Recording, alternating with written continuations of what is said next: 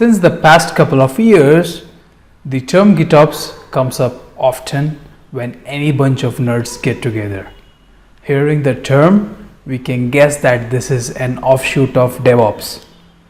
In this Cut the Digital Clutter, I will explain what GitOps is all about, and then we can make our own judgments on how far the apple has fallen from the DevOps tree. So, what exactly is GitOps? Git is the most commonly used source code repository today, and the term GitOps does not necessarily circle around the tool. GitOps is a framework that combines the best practices of DevOps and brings the infrastructure as code within the realm of source code repository. The source code repository, which is Git in most instances, will be the single source of truth not only for the application code but also for the infrastructure code. You might ask me that infrastructure as code has been used for a while now. So why the need to put the old wine in a new bottle? Although infrastructure as code was employed, these scripts were not considered as a part of the entire application system. Application infrastructure codes were treated differently. They were stored separately. The infrastructure code was never considered as a homogenic part of the application. With GitOps, the infrastructure code goes through the same rigor as the application. Say for example, going through code reviews, tests and deployments. The code in entirety is version controlled and is stored in the same repository. GitOps takes into consideration all the continuous stuff, be it CI, CD, CT and others. And on top of it, it adds a layer of infrastructure as code which is strictly enforced through a single repository, which is where Git has become a de facto standard, and hence the term GitOps. If we were going to define GitOps mathematically, then here's the formula. GitOps equals IAC, which is infrastructure as code, plus merge requests, MRs, plus CI/CD. The infrastructure code is very much a part of the overall application system setup. This is most necessarily stored on the Git repository along with the application code. The various versions of infrastructure changes are managed in the repository.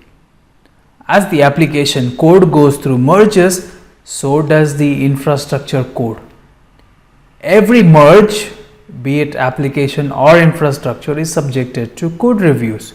Whether these reviews are automated or manual is a choice that the product team has to make. Generally speaking, every merge request is followed by a review and then an approval.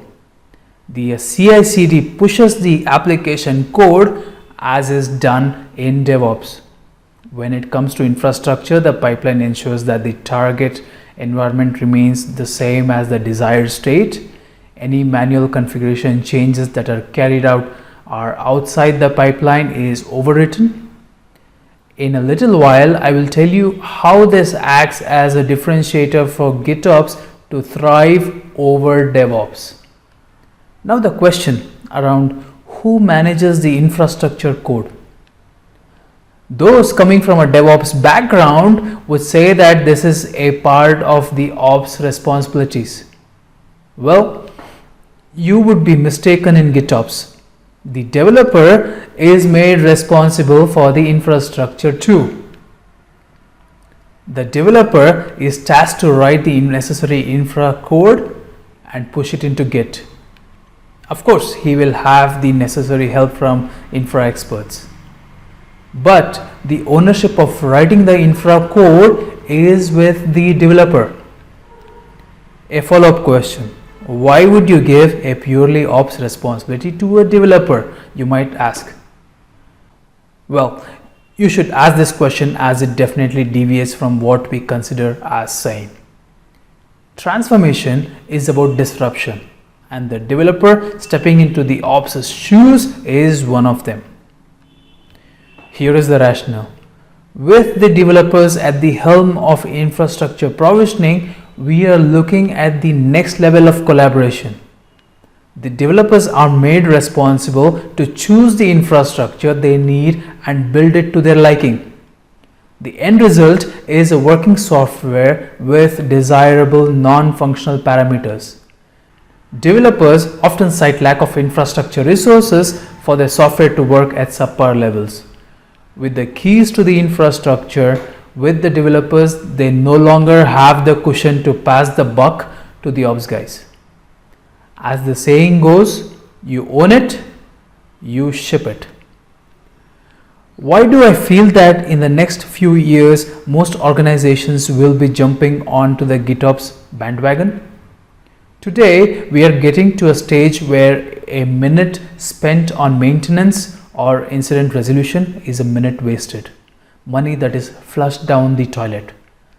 And most often than not, troubleshooting takes a long time due to increased dependencies and the lack of accelerators that can make operations next to nothing. Here, GitOps has an edge. With the entire gamut of application coming under a single repository, any change performed to either the application or the infrastructure is a change in code. And every change in code goes through the same repository. So essentially, we have taken complete control over the entire application system by codifying and unifying it. Let's say that there is an incident that's identified.